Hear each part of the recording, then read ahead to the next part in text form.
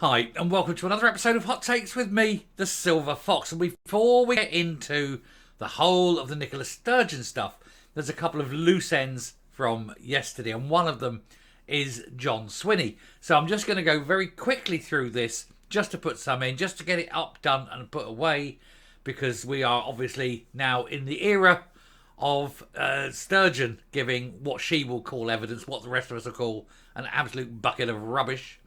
Got to be polite at the beginning, you see. Can't say S, not in the first sort of minute. But anyway, Swinney yesterday admitted that he too deleted messages because, none of them want to go to jail. It does also, of course, implicate him in what we now are almost more or less assured is a conspiracy. And it wouldn't be the only thing that he needs to be questioned on. There are other things that man needs to be dragged in over. But that's not, of course, the thing that is being questioned at today. So very, very quickly, we'll just go through Swinney's very quick evidence, then we'll move on, because obviously I want to bring sort of updates and things as Nippy's giving what she, likes to pass and tell the lies. It's going to be lies. It's going to be I can't remember, or lies, or just outright denials. We expect that. But anyway, very quick, get the Swinney one done, out and dusted. So here goes. So, of course, Swinney, deputy leader at the time, he is definitely one with the fingers in the cookie jar, as it were, definitely involved. He was in the gold meetings. He was one that, would have been fully, brought into that little clique that was running Scotland at the time, that was involved with all the decisions that I personally think led to the deaths deliberately of 4,500 people. He was questioned, of course, and he denies everything, but he did admit to destroying evidence. He did admit to trying to pervert the course of justice. Well, there's no indication of whether he had a burner phone or not, I think, but chances are he probably did. We all know they don't want to communicate, and he's hoping to get away with this as well as all the other things. So John Swinney admits manually deleting messages with Nicola Sturgeon during COVID pandemic. So therefore, manually deleting them. Not having it accidentally set on auto-delete. He had to go through and physically, one at a time, delete them. He knew, or at least, select a bunch and delete them. But he knew what he was doing. And therefore, he was willfully deleting evidence. And that is its crime. So again, another one that needs to be arrested, questioned, prosecuted, and spend time at His Majesty's pleasure.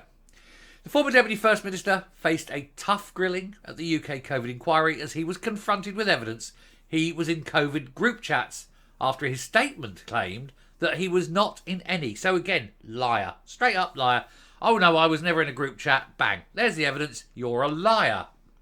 And of course, then he had to sit there and all uncomfortable going, and it was all that bollocks that comes out of their mouths when presented with the facts. Not that they're used to facts, of course. The SNP don't deal in facts. They deal in lies and half-truths and misdirections.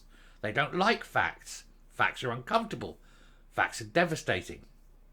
Facts will put them in prison. Scotland's former Deputy First Minister John Swinney admitted that he manually deleted all his WhatsApp messages he shared with Nicola Sturgeon during the COVID pandemic, and he was forced into a grovelling apology after being confronted with evidence that he wiped correspondence that the UK COVID inquiry wanted to see. They're using the word correspondence. Can we change that to evidence? Surely? He originally told officials that he was not a member of any COVID WhatsApp group. Haha, liar. But lead counsel Jamie Dawson highlighted that information they showed, showing he was actually in 3 different chats. This led to a stuttering answer from the veteran SNP, who insisted he did not define them as group chats, but as a channel of communication with his officials. Trying to redefine words so that you cannot look guilty makes you look even more guilty, Swinney, you lying fucker. Pardon my language, but there's no other word. In the most damning confession, when he admitted that he had deliberately wiped all the messages he shared with his boss, Miss Sturgeon, during the pandemic, he claimed he was following advice given to him in 2007. Now this, of course, is sheer and utter horseshit, because the new data retention policy was only put in place in 2021. So John Swinney, what a genius, inventing the time machine. Mr Dawson pointed to evidence from his witness statement which claimed that he and the First Minister's contact tended to be in-person conversations or by telephone, and there would likely be a text message exchange to arrange a conversation. He says, I do not believe we ever communicated by WhatsApp.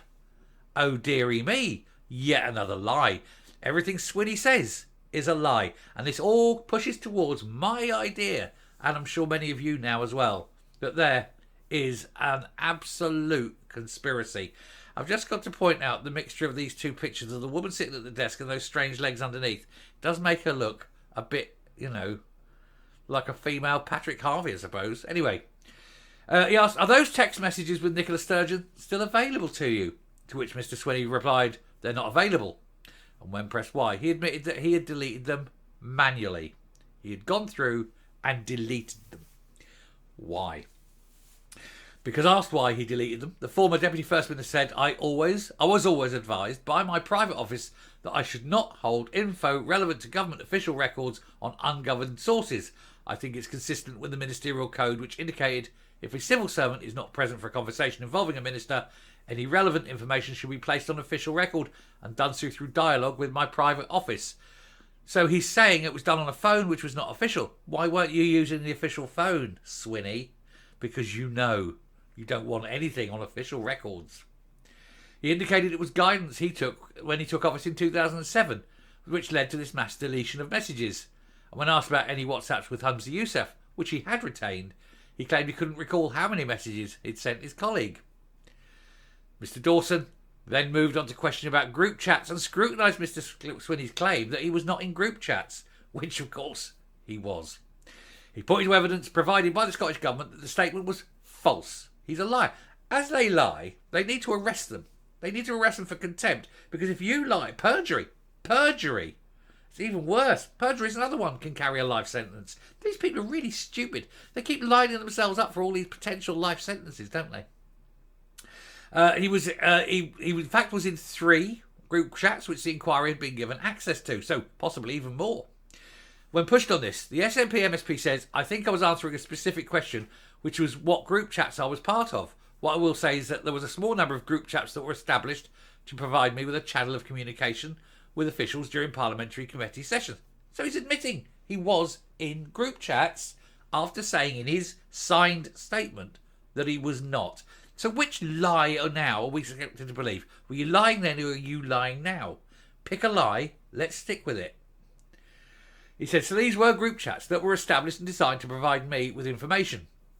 Mr Dawson questioned why he thought it was not a group chat as defined and asked by the inquiry. Mr Swinney said, my apologies, I didn't consider them passing that test. These were technical information feeds of relevant answers and we're not discussing developments of the pandemic. That's beside the point. It's still a group chat, you lying fucker. Lady Hallett then grilled the former First Minister about why he did not question the policy of deletion once he found out about the inquiry, to which he replied, I took the view that the approach that I've been advised to take all throughout my ministerial career was the appropriate one because nobody had ever said to me to the contrary. So your whole career has been one of hide evidence, never admit to anything, never write anything down, never put anything in writing, never keep records. That says far more about John Swinney than anything else. And it highlights the absolute wonderful truth that these people are involved in a conspiracy. And his deleting evidence, after he's told there was going to be an inquiry, carries a sentence. He needs to be arrested, charged and jailed. He says, and then he goes on about some other bollocks. But Mr Dawson pointed out that it's entirely possible that the true defect was within the policy and not his implementation of it, to which Swinney said that may well be the case. Never wants to admit to anything, keeps everything hidden, won't tell the truth. The only way that man will tell the truth is if he's got bamboos up his fingernails or start hacking bits off him. Say, look, we're just going to take your left foot to begin with before you ask your question. Then as we go along, if you fail to answer properly, we'll just take another bit off. That's how I'd do it. I would just hack bits off until the truth came out. Let me tell you, the truth would come out pretty hard, pretty fast. And then we could slap him in jail because I'd ask him about other things as well. Not connected to COVID. Smaller things. Coming up. Younger things.